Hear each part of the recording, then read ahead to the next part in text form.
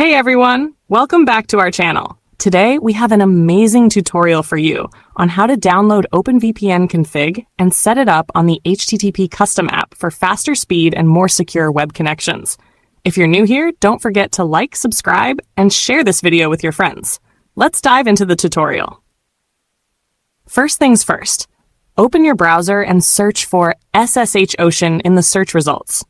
Click the official link to reach the website's homepage. Once you're there, look for the menu button located at the top right corner of the page. Click on it to expand the menu list. Now, from the list, select Services. A new window will pop up, and here you want to click on OpenVPN. This will take you to a new page showing various server locations. Here's the next step. Select your desired server location from the list of available options. Make sure the server you choose is marked as online and available for use. If the server is offline or unavailable, just check back after a while, as server availability can change. Once you've selected the right server, click the Create button. You will now reach the final page where you need to enter your desired username and complete the CAPTCHA. After filling that out, click the Create Now button. In just a few seconds, your server account will be ready for use. Now, download the config file to your device so you can use it in the future. Next, let's move on to your device. Open the Play Store and search for HTTP Custom.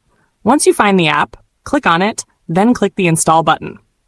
After the app installs, click Open to reach the app's home screen.